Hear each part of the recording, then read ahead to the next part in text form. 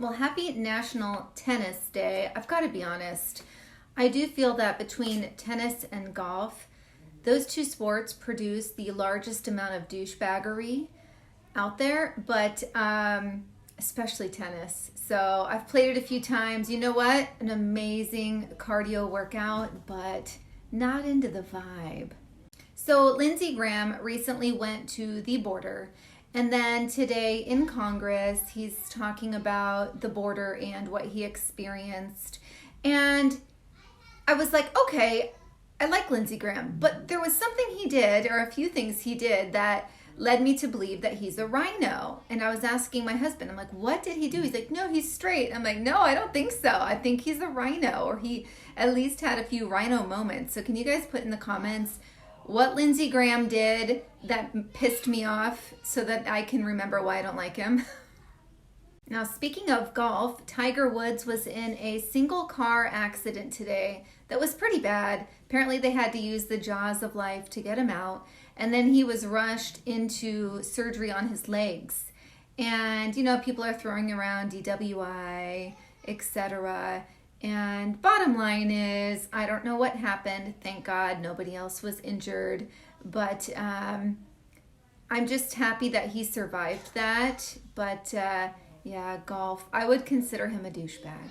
I've talked a lot about this in the past, and that is New York City's crime skyrocketing following bail reform. So basically, these criminals are arrested and they are released on ROR, released on recognizance. Well, basically, that is them saying, yes, I'll come back for my court hearings.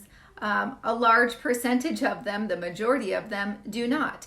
And they are let right back out on the streets to continue to commit crimes. That said, that's New York City. Well, it is planning to be going into effect in Illinois on July 1st. It is a 764-page law. Why you need that many pages? It's because they're tucking a bunch of shit into it. But anyways, Illinois, seriously. I mean, did you not look at the statistics? In New York, once they put it into effect, I mean, crime has more than doubled in recent numbers. Do you guys remember when Trump and the Trump administration used what I would consider a holding cell for children that had come over the border illegally with their parents? And they just got berated. Well, the funny thing is that Biden is using that exact facility right now.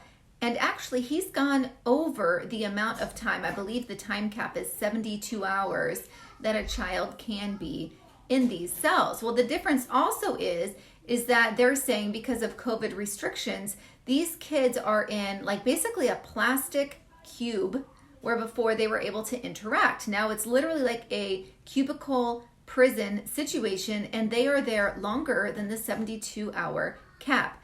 When his press secretary was pressed on that issue today, she basically went in circles. You know, she's the circle back gal. She didn't say, I'll circle back with you, but she really didn't have a straightforward answer. She just put it on COVID. So in Toronto, Canada, there was a freedom march the other day. And it's pretty wild to see something like this happening in Canada because, as we know, just historically speaking, Canada has been very middle of the road, peaceful. They just kind of do as they're told. I don't know. I just think of them as a bunch of pussies, to be honest. And you know what really ticks me off is when people go, I'm going to move to Canada. And I think, have you even realized, or do you realize that 48% of their income is taken for taxes? 48%. And with that, they talk about, oh, the free healthcare. It's not free.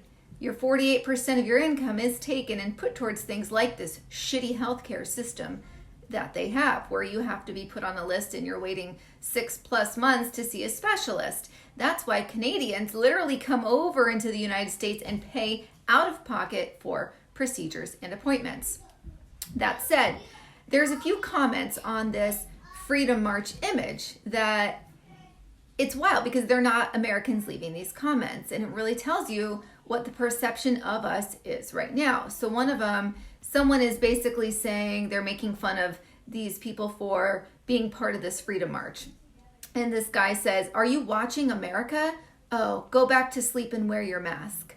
So there's somebody, I believe he was in Ireland. So there's somebody there who's basically saying, do you see what's happening in the United States? Somebody else says there was a big freedom march, freedom rally in Dublin this week. I hope we get a decent crowd. Ireland has gone full-blown communism. I guess I didn't realize that. I haven't been looking into Ireland that much. And then I have a lot of people that are like, more of this. Like they want to see more of these freedom marches in Canada. We're all in this together. We're all working along the same lines, heading towards communism together. It's pretty wild. What's going to be the new thing? Let's go to Mexico. If that's the thing, that's going to be a really scary day.